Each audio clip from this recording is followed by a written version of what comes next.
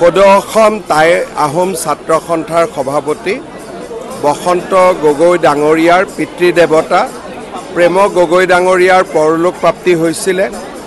আজি তেখেতৰ বাসভৱনত আহি বিদেহী আত্মাৰ প্ৰতি সদ্গতি কামনা কৰিলোঁ, আত্মাৰ সদ্গতি কামনা কৰিলোঁ আৰু পৰিয়ালবৰ্গ বিশেষকৈ তেখেতৰ মাতৃ আৰু পৰিয়ালক লগ কৰি আমি গভীৰ সমবেদনা জ্ঞাপন কৰিলোঁ।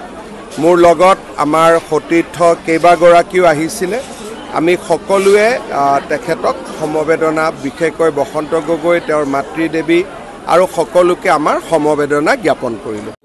7 তাৰিখে আমাৰ দেউতা দীঘলীলা সম্বৰণ কৰিলে আৰু আমাৰ পৰিয়ালৰ দুখত দুখী হৈ আজি অসম চৰকাৰৰ মাননীয় মুখ্যমন্ত্ৰী হিমন্ত বিশ্ব শৰ্মা ডাঙৰীয়া আমাৰ ঘৰলৈ আহিল আৰু আমাৰ দেউতাৰ প্ৰতিচ্ছবি মাল্যাৰ্পণ কৰাৰ উপৰি আমাৰ শোকসন্তপ্ত পৰিয়ালক সমবেদনা জ্ঞাপন কৰিলে। গতিকে এই আপাহতে মই অসমৰ মাননীয় মুখ্যমন্ত্ৰী হিমন্ত বিশ্ব শৰ্মা ডাঙৰীয়াক আমাৰ পৰিয়ালৰ তৰফৰ পৰা বহুত বহুত ধন্যবাদ জ্ঞাপন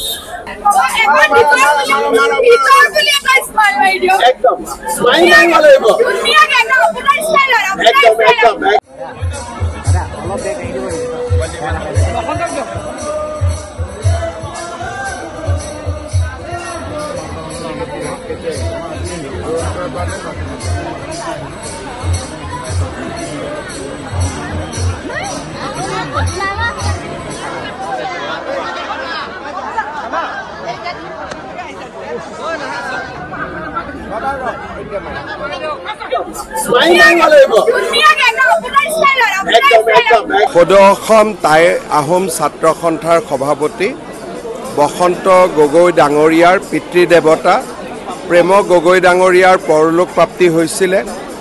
আজি তেখেতৰ বাসভৱনত আহি বিদেহী আত্মাৰ প্ৰতি সদ্গতি কামনা কৰিলোঁ, আত্মাৰ সদ্গতি কামনা কৰিলোঁ আৰু পৰিয়ালবৰ্গ বিশেষকৈ তেখেতৰ মাতৃ আৰু পৰিয়ালক লগ কৰি আমি গভীৰ সমবেদনা জ্ঞাপন কৰিলোঁ। মোৰ লগত আমাৰ সতীৰ্থ কেইবাগৰাকীও আহিছিলে। আমি সকলোৱে তেখেতক সমবেদনা বিশেষকৈ বসন্ত গগৈ তেওঁৰ মাতৃদেৱী আৰু সকলোকে আমাৰ সমবেদনা জ্ঞাপন কৰিলোঁ। 7 তাৰিখে আমাৰ দেউতা দীঘলীলা সম্বৰণ কৰিলে আৰু আমাৰ পৰিয়ালৰ দুখত দুখী হৈ আজি অসম চৰকাৰৰ মাননীয় মুখ্যমন্ত্ৰী হিমন্ত বিশ্ব শৰ্মা ডাঙৰীয়া আমাৰ ঘৰলৈ আহিল আৰু আমাৰ দেউতাৰ প্ৰতিচ্ছবি মাল্যাৰ্পণ কৰাৰ উপৰি আমাৰ শোকসন্তপ্ত পৰিয়ালক সমবেদনা জ্ঞাপন কৰিলে। গতিকে এই আপাহতে মই অসমৰ মাননীয় মুখ্যমন্ত্ৰী হিমন্ত বিশ্ব শৰ্মা ডাঙৰীয়াক আমাৰ পৰিয়ালৰ তৰফৰ পৰা বহুত বহুত ধন্যবাদ জ্ঞাপন কৰিলোঁ।